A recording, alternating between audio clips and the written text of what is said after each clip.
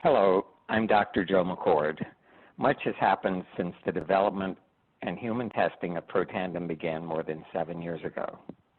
Back in 2005, ABC Primetime ran a story about Protandim and the human trial then in progress that validated Protandim's significance and effectiveness in reducing oxidative stress by increasing the body's production of two very important antioxidant enzymes called superoxide dismutase, or SOD, and catalase. We were very fortunate to have been noticed by the national media at that early stage in our development, but an enormous increase in the scientific understanding of Protandim has occurred since then.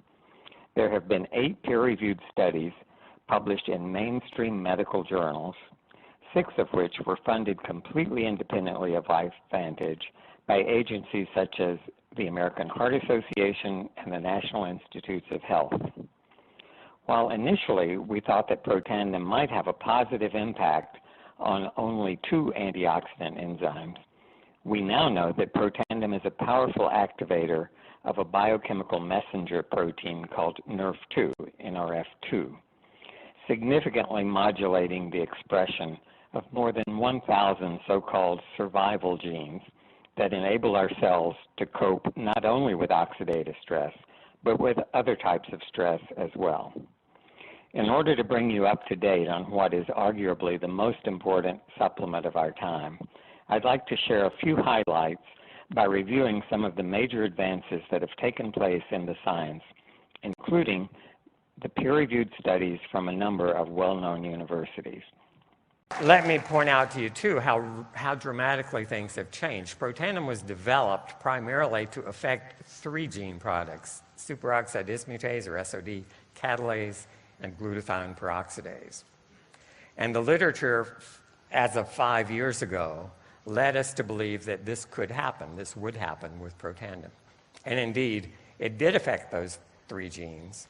What we've learned in the last 5 years is that it affects not only those 63 genes, but these 400 genes, all right? So 3 of those are SOD, catalase, and glutathione, or glutathione peroxidase. Have we realized that Protandim does a lot more than that? You bet. We went from 3 genes to 400 or 500 genes that we're now talking about. There's a human exercise trial funded by the U.S. Navy underway, and the armed forces, of course, are very interested in performance of soldiers under battle conditions and recovery times, and how much damage is done if you have to just exert yourself over the top for, let's say, 15 minutes of intense exercise. So they're interested not only in the recovery, the damage, but this one is looking at mitochondriogenesis. So there are things you can do that help your cells build more mitochondria, which means they can perform aerobically for longer periods of time. And so that's an interesting study. We now know Protandim does more than just deal with oxidative stress to remedy that situation. It involves not just superoxide dismutase and catalase, the first 2 enzymes we focused on, but as I told you at Elite Academy last October, we now know that Protandim modulates more than 600 genes.